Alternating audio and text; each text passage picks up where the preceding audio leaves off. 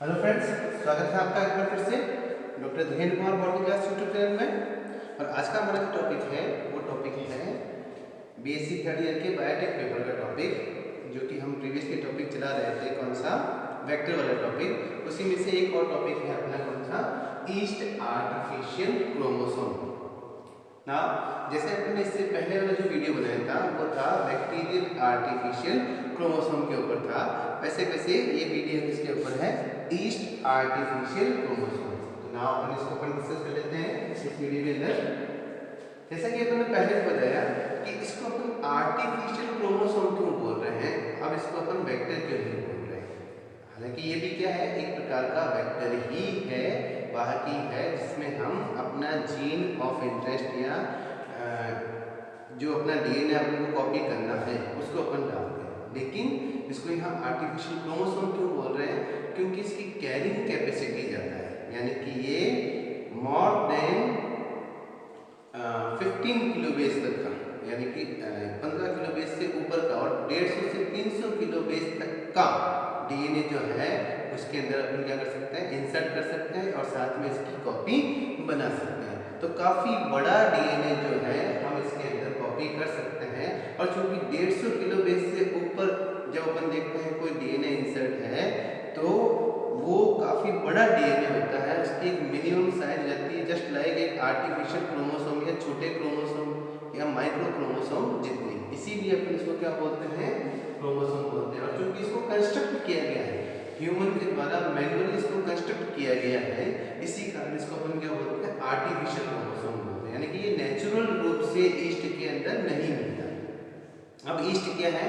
Saccharomyces सिरेविसेई, जिसका botanical name है saccharomyces सिरेविसेई, और ये अपने आप में एक यूकैरियोटिक सिंगल सेल जीव है। इंपॉर्टेंट चीज है। इससे पहले तक अपन ने जो भी वेक्टर पढ़ा वो किसमें पढ़ा था? बैक्टीरिया के अंदर, ठीक है ना। और बैक्टीरिया कैसा था? प्रोकैरियोटिक जीव। नाउ ये कैसा है? ईस्ट कैसा है?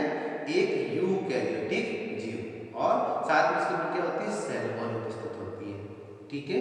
तो यहाँ ईस्ट आर्टिफिशियल क्रोमोसोम जो बनाया है वो किसके कंपेटेबल बनाया है? ईस्ट में, जिसको अपन क्या कर सकते हैं? कॉपी कर सकते हैं, रेप्लिकेट कर सकते हैं। लेकिन चूंकि इसका मेन मकसद क्या है?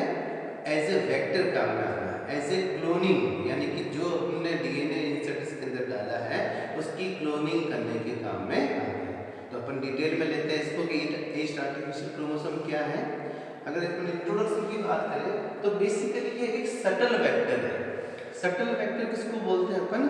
जो एक से ज्यादा जीवों के अंदर क्या कर सकता है? विद्यमान रह सकता है, वहां पर कॉपी कर सकता है, वहां पर रेप्लिकेट कर सकता है।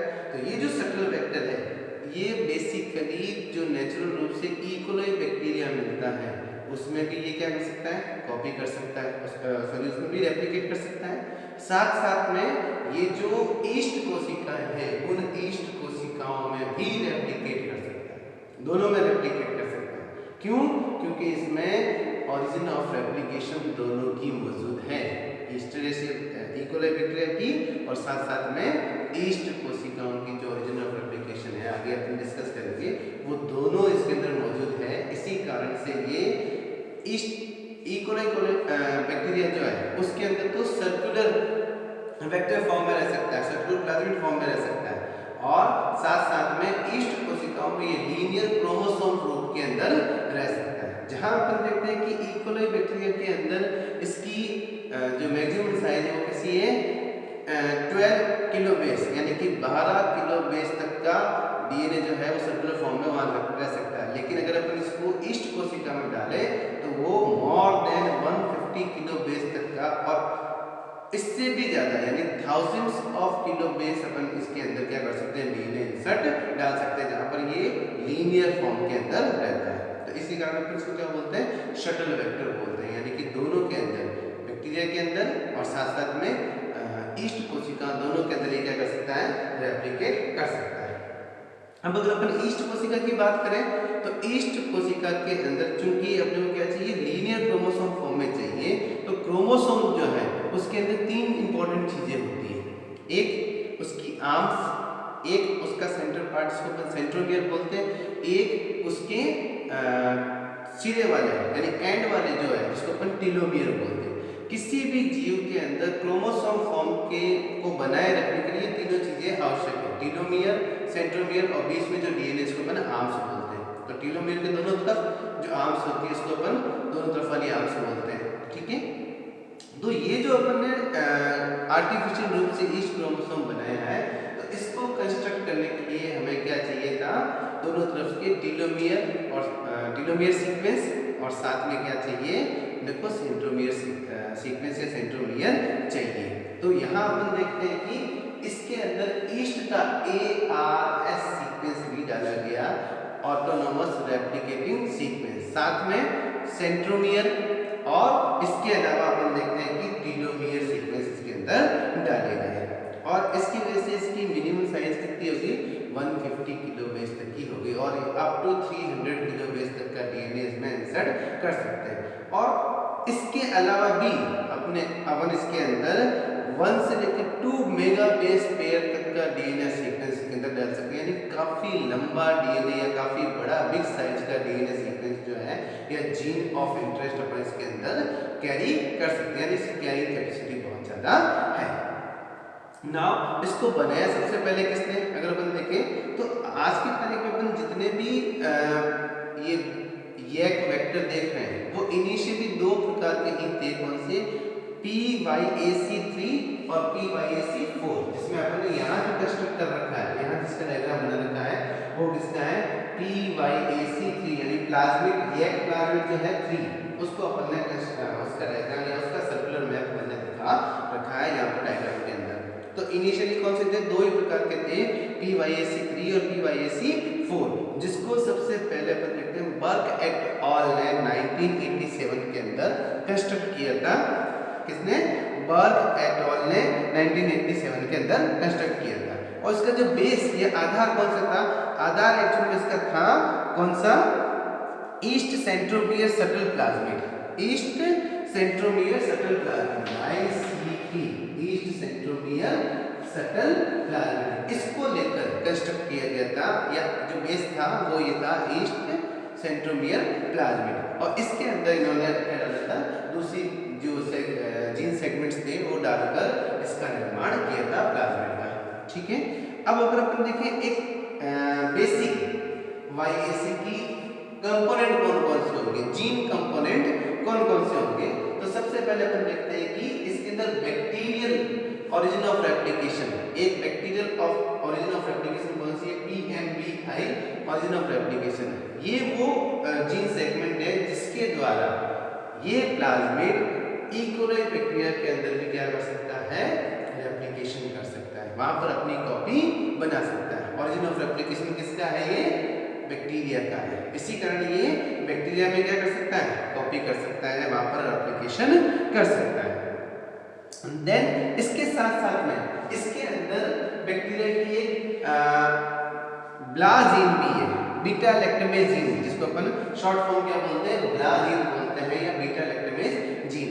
और ये जो जीन है ये क्या करती है, एंटीबायोटिक रेसिस्टेंट प्रोवाइड कराती है, कौन सी, एम्पिसिलिन एंटीबायोटिक जो है उसके प्रति रेसिस्टेंट या प्रतिरोधकता प्रोवाइड कराती है इस प्लाज्मिड को। तो इसके द्वारा ये अपना क्या हो गया, एक सेलेक्टेबल मार्कर हो गया, जिसके आधार पर अपन क्या कर सकते हैं, इस प्लाज्मिड का सिलेक्शन कर सकते हैं एंटीबायोटिक के ऊपर, एंटीबायोटिक जो एम्पिसिलिन एंटीबायोटिक है उसके ऊपर इसका सिलेक्शन कर सकते हैं। तो दो चीजें तो किसके लिए हो गई इसके अंदर, बैक्टीरिया के लिए, यानी एक तो कौन सी PMB प्लाज्मिड कौन सी है, MD1, ओरिजिन ऑफ रेप्लिकेशन किसके अंदर है, किसके लिए है, बैक्टीरिया के लिए, यानी कि ये बैक्टीरिया के अंदर इस जीन सेगमेंट होने की वजह से क्या कर सकता है, बैक्टीरिया में रेप्लिकेशन कर सकता है। साथ में इसमें बीटा लैक्टमेज जीन भी है जो कि क्या करती है, एम्पिसिलिन एंटीबायोटिक के प्रति रोधकता उत्पन्न करती है। तो ये दोनों तो किसके हो गए, बैक्टीरिया के अंदर रहने के लिए गुण हो गए। इसके अलावा अपन देखते हैं इसके अंदर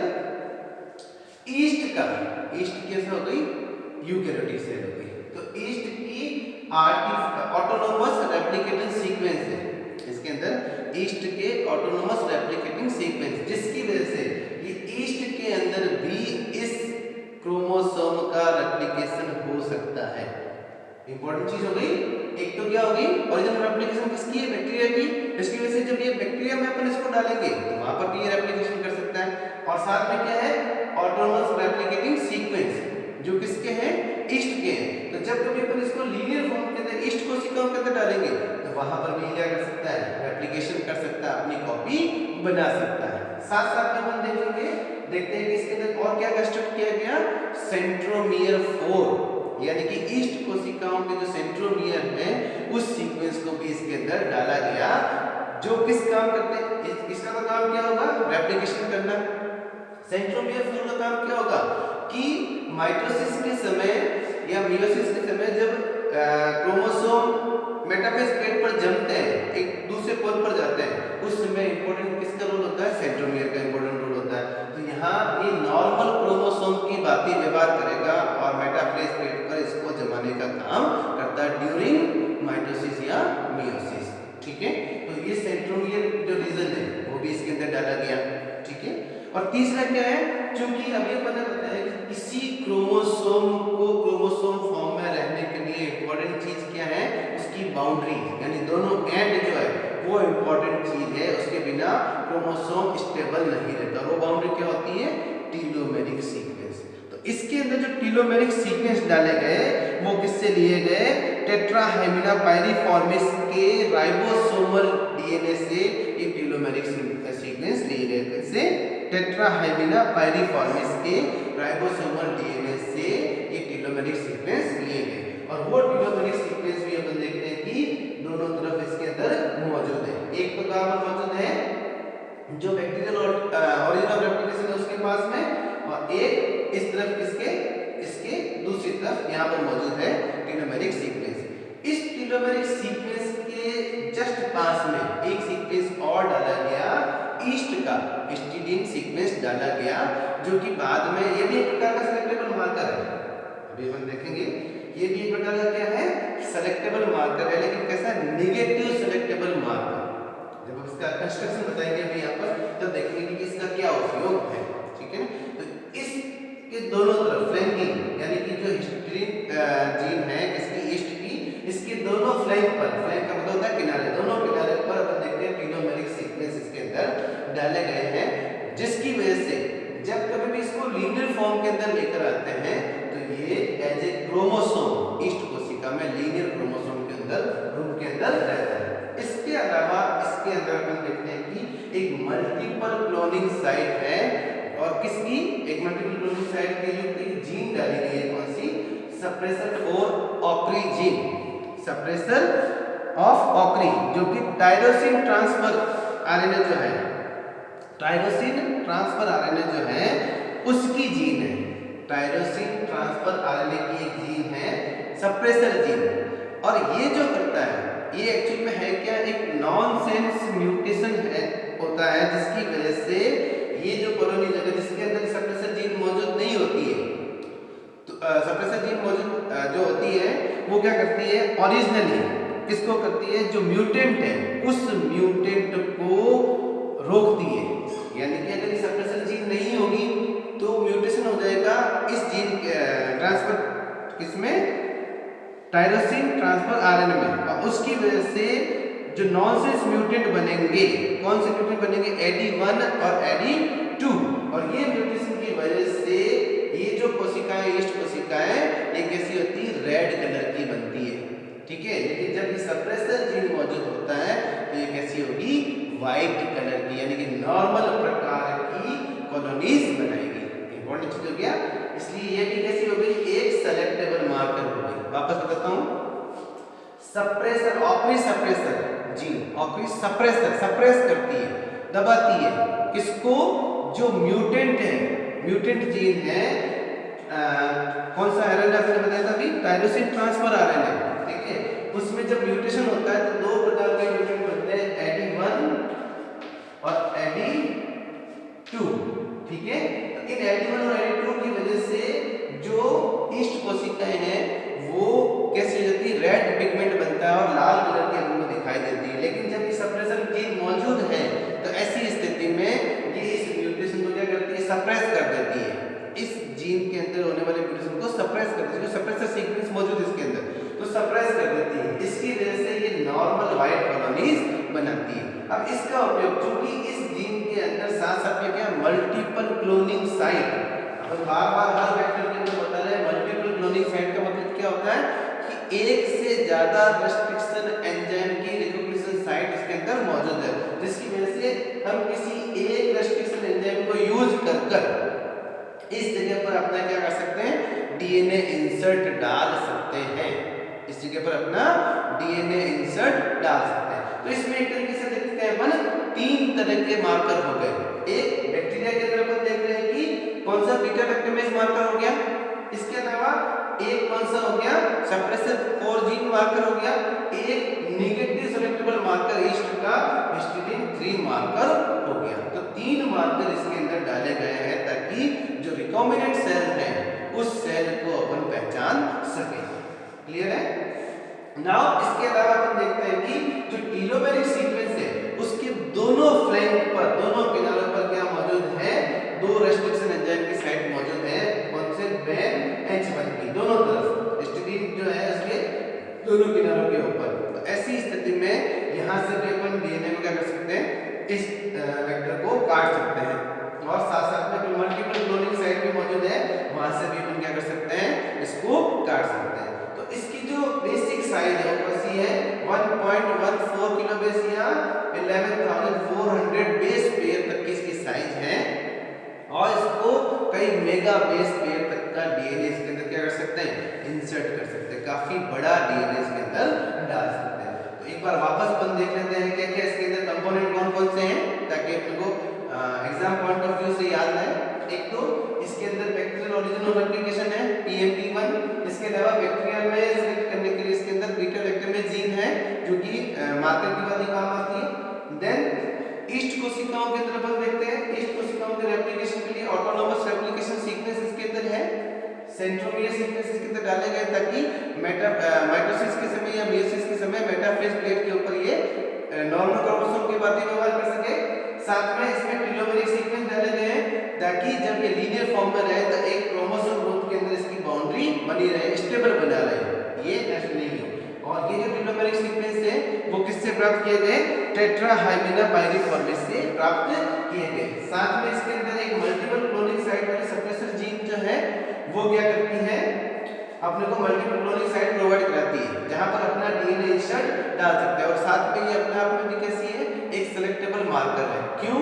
क्योंकि एक नॉनसेंस म्यूटेंट जो है इसके अंदर हो जाता है कौन सा टायरोसिन ट्रांसफर आरएनए के अंदर नॉनसेंस म्यूटेशन की वजह से ये जो म्यूटेंट फॉर्म है वो क्या बनाता है रेड कॉलोनीज बनाते हैं। लेकिन जब ये सप्रेसर जीन मौजूद होती है तो ये उस रिप्रेस म्यूटेशन को क्या करती है सप्रेस कर देती है जिससे नॉर्मल व्हाइट कॉलोनी बनती है। तब ऐसी स्थिति में जब कभी भी अपन अपना डीएनए इंसर्ट इसके अंदर डालेंगे, अभी तक तो ये क्या इंटैक्ट जीन है सप्रेसर जीन मौजूद है, इसलिए नॉर्मल अवस्था में जब ये वेक्टर किसी ईस्ट सेल में होगा तो क्या बनाएगी व्हाइट कॉलोनी बनाएगी। लेकिन जब कभी अपना डीएनए इंसर्ट इसके अंदर डालेंगे या जीन ऑफ इंटरेस्ट इस जीन के अंदर डालेंगे सप्रेसर जीन के अंदर तो क्या हो जाएगी कि सप्रेसर जीन इनएक्टिवेट हो जाएगी। इनएक्टिवेट होते ही ये वापस क्या हो जाएंगे जो म्यूटेंट फॉर्म है रेड कलर की कॉलोनीज वैसी रेड कलर की कॉलोनीज बनेगी। तो रिकॉम्बिनेंट वेक्टर को पहचानने में कि किन कॉलोनीज के अंदर अपना वेक्टर गया है रिकॉम्बिनेंट वेक्टर गया है उसको आसानी से अपन पहचान सकेंगे क्योंकि जो जो रेड कलर की कॉलोनीज होगी उन रेड कलर की कॉलोनीज में ही अपना जीन ऑफ इंटरेस्ट गया तो आसानी से उसको सेलेक्ट कर लेंगे। ठीक है, तो ये क्या हो गया इसका जीन कंपोनेंट हो गया। तो इंट्रोडक्शन अपन ने देख लिया, ओवरव्यू अपन ने देख लिया। नाउ कंस्ट्रक्शन की बात करते हैं कि इसका कंस्ट्रक्शन कैसे करेंगे।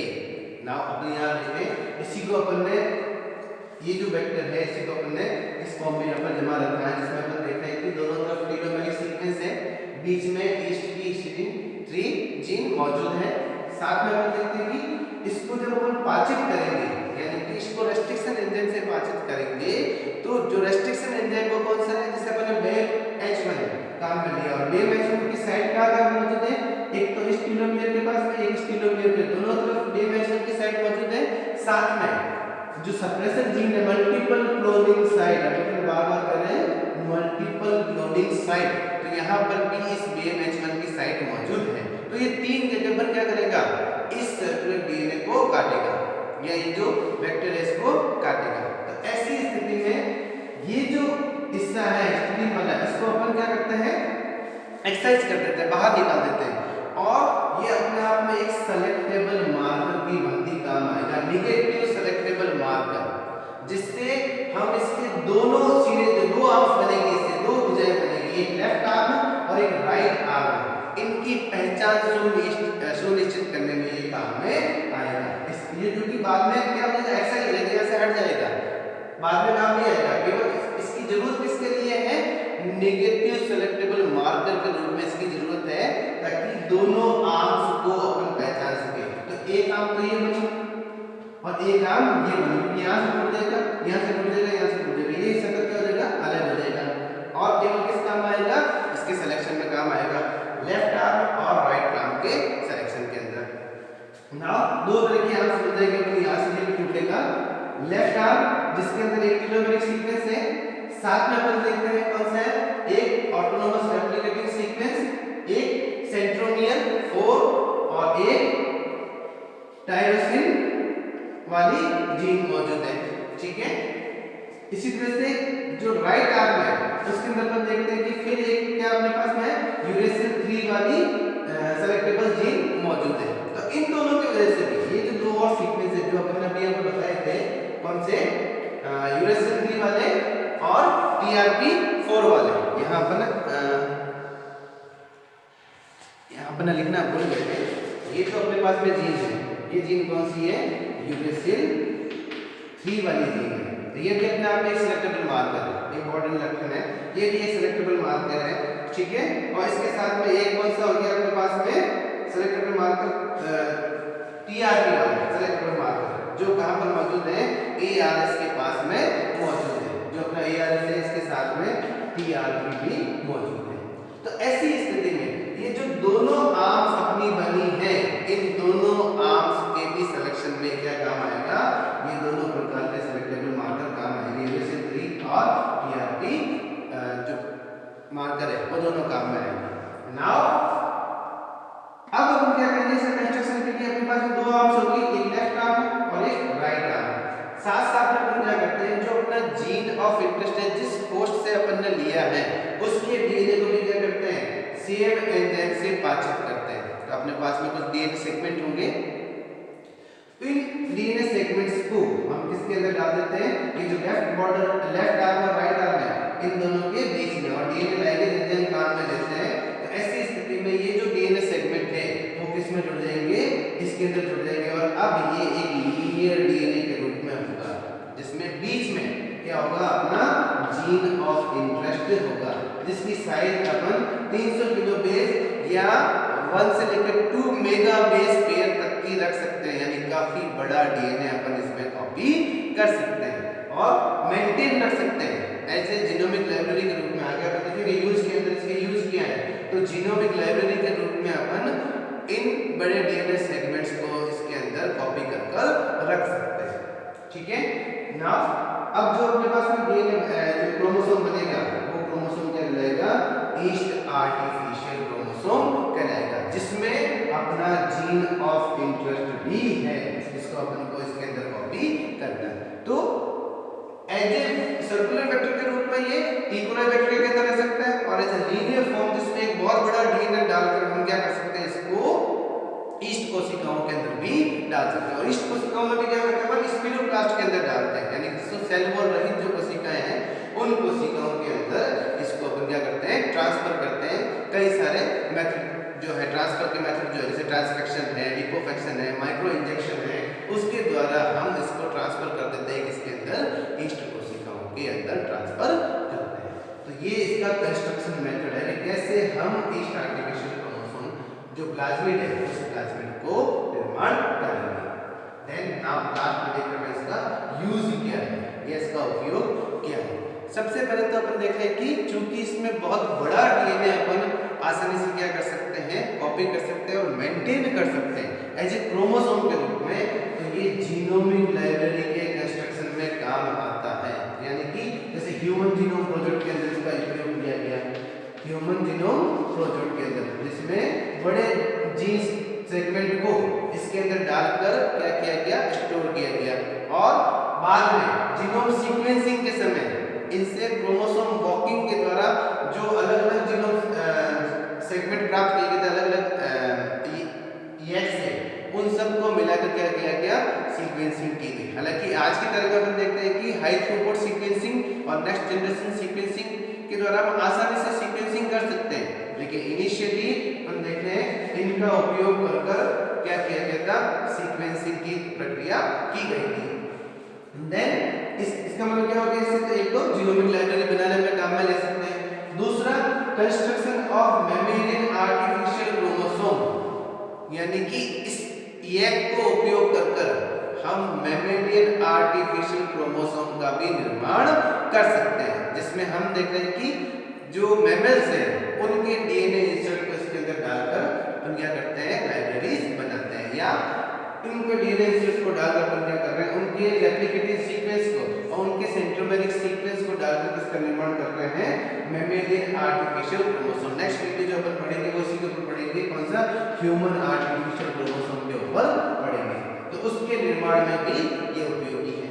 साथ में अपन देखते हैं प्रोडक्शन ऑफ ट्रांसजेनिक माइस, जो छोटे चूहे होते हैं, ट्रांसजेनिक क्यों बोल रहे हैं, क्योंकि इनकी एम्ब्रियोनिक सेल के अंदर भ्रूणीय कोशिकाओं के अंदर अपने एग के जरिए यानी ईस्ट आर्टिफिशियल क्रोमोसोम के जरिए कुछ जीन ऑफ इंटरेस्ट को डालकर वहां पर काइमेरिक माइस, काइमेरिक का मतलब होता है जिसके अंदर दो हाइब्रिड डीएनए अलग अलग डीएनए मौजूद है, उनको अपन काइमेरिक जीव बोलते हैं।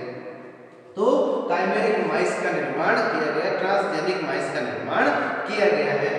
तो ये किसमें काम आ रहा है, मेडिकल क्षेत्र के अंदर काम आ रहा है, जहां अपन देख रहे हैं कि कौन सी जीन किस तरीके से फंक्शन करेगी या उसका एक्सप्रेशन कैसे होगा, उसमें ये इंपॉर्टेंट है। तो ट्रांसजेनिक माइस बनाने में भी ये का उपयोग किया गया। तो ये अपना कौन सा था, ईस्ट आर्टिफिशियल क्रोमोसोम। उम्मीद करता हूँ टॉपिक आपको अच्छा लगा होगा। इसकी जो डिटेल कंपोनेंट है उसको मैंने समझाने की कोशिश की है। एग्जाम पॉइंट ऑफ व्यू से भी काफ़ी डिटेल चीज़ें इसके अंदर आई है। अगर आपको टॉपिक अच्छा लगा हो तो उसे लाइक कीजिए, इसे शेयर कीजिए, ताकि ज़्यादा से ज़्यादा मात्रा में स्टूडेंट्स जो है इसका लाभ ले सकें।